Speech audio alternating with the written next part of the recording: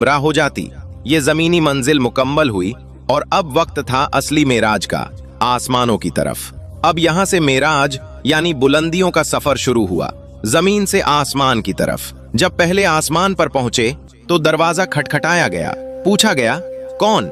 कहा, जिब्राइल और मोहम्मद सल्लल्लाहु अलैहि वसल्लम। फरिश्तों ने कहा, खुश आमदीद, क्या ही मुबारक आने वाले हैं। पहला आसमान, वहां हजरत आदम अलैहिस्सलाम मौजूद थे। उन्होंने अपने बेटे को दुआ दी। आप सल्लल्लाहु अलैहि वसल्लम ने देखा कि आदम अलैहिस्सलाम के दाएं तरफ कुछ लोग हैं जिन्हें देखकर वो खुश होते हैं, ये जन्नती हैं, और बाएं तरफ कुछ लोग हैं जिन्हें देखकर वो रोते हैं, ये जहन्नमी हैं। सफर जारी रहा।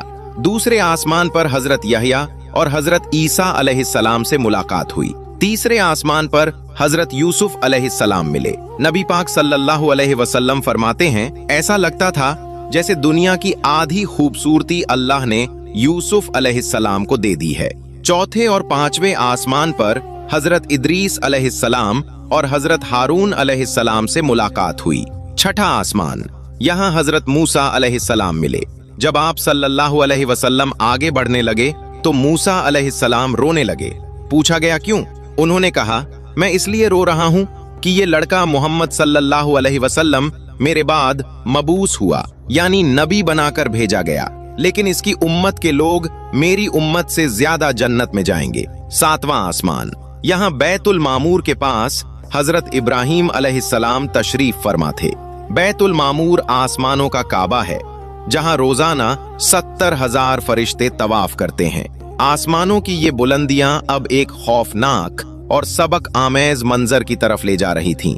जहन्नम के वो डरावने पहलू जो हर सुनने वाले को सोचने पर मजबूर कर दें। दिल थाम कर सुनिए नाजरीन, इस सफर में अल्लाह ने आप सल्लल्लाहु अलैहि वसल्लम को जन्नत और जहन्नम के वो मनाजिर भी दिखाए जो इंसान को हिला कर रख दें। ये वो हिस्सा है जो हम सब के लिए एक वार्निंग है।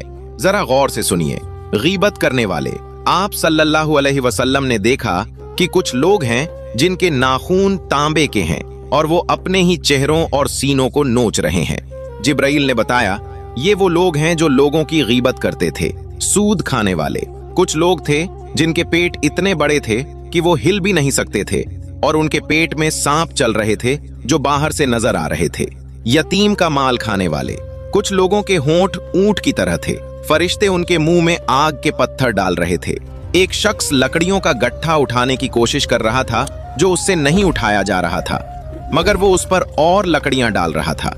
ये वो शख्स था जो जिम्मेदारियों का बोझ अदा नहीं करता था मगर और जिम्मेदारियां लेता था। जिना करने वाले, आपने देखा कि लोग अच्छा और पाक गोश्त छोड़कर सड़ा हुआ बदबूदार गोश्त खा रहे हैं। ये वो लोग थे जो हलाल रिश्ते छोड़कर हराम की तरफ जाते थे। फितना फैलाने वाले, खतीब, कुछ लोगों की जबानें और होंठ आग की कैंचियों से काटे जा रहे थे। आपने कुछ औरतों को देखा जो अपनी छातियों के बल लटकाई गई थीं। ये वो थीं जो अपने शौहरों की नाफरमानी करती थीं। वहां जहन्नम का दारोगा भी था जो नबी सल्लल्लाहु अलैहि वसल्लम को देखकर भी मुस्कुराया नहीं। जिब्राइल ने बताया कि जब से जहन्नम बनी है ये फरिश्ता कभी नहीं हंसा। ये खौफनाक मनाजिर अब नूर और रहमत की तरफ पलट रहे थे, सिदरतुल मुंतहा की तरफ, जहां सफर का सबसे बुलंद मकाम इंतजार कर रहा था। आप सल्लल्लाहु अलैहि वसल्लम सिदरतुल मुंतहा पहुंचे। ये बेरी का एक दरख्त है जिसकी जड़ें छठे आसमान में और शाखें सातवें आसमान के ऊपर हैं। इसके पत्ते हाथी के कानों जितने बड़े और फल मटकों की तरह थे। यहाँ पहुंचकर जिब्राइल अमीन रुक गए। नबी पाक सल्लल्लाहु अलैहि वसल्लम ने फरमाया, जिब्राइल, क्या ऐसे मकाम पर दोस्त दोस्त को छोड़ देता है? जिब्राइल ने अर्ज की, या रसूल अल्लाह, मेरी हद यही तक है। अगर मैं यहाँ से एक उंगली बराबर भी आगे बढ़ा तो अल्लाह के नूर की तजल्ली से मेरे पर जल जाएंगे। आगे का सफर आपको तन्हा तय करना है। फिर रफ नाम की एक सब्ज सवारी आई जिसने आप सल्लल्लाहु अलैहि वसल्लम को आगे का सफर कराया। आप वहां पहुंचे जहां न वक्त था न मकान। अल्लाह ताला ने फरमाया, मेरे करीब हो जाइए। इस मुलाकात में अल्लाह ने अपनी उम्मत के लिए 50 नमाजों का तोहफा दिया।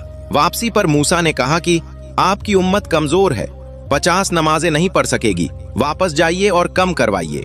हुजूर सल्लल्लाहु अलैहि वसल्लम बार बार गए और आखिर में 5 वक्त की नमाजें रह गईं। अल्लाह ने फरमाया, ए मोहम्मद, आपकी उम्मत पढ़ेगी 5, लेकिन सवाब उन्हें 50 का ही मिलेगा। ये बुलंद मुलाकात अब इख्तिताम को पहुंच रही थी और वापसी का सफर शुरू हो रहा था, जहां जमीन पर एक और इम्तिहान इंतजार कर रहा था। आइए देखते हैं ये वापसी किस तरह हुई। इस लंबे सफर के बाद आप सल्लल्लाहु अलैहि वसल्लम वापस उम्मे हानी के घर पहुंचे।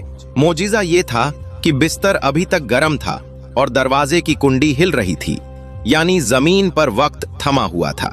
सुबह हुई तो आप सल्लल्लाहु अलैहि वसल्लम ने लोगों को बताया।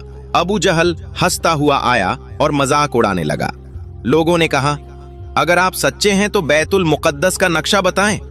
अल्लाह ने आप सल्लल्लाहु अलैहि वसल्लम की आंखों के सामने पूरा शहर कर दिया और आपने एक एक चीज गिनवा दी। नाजरीन, मेराज का वाकया हमें बताता है कि नमाज की अहमियत क्या है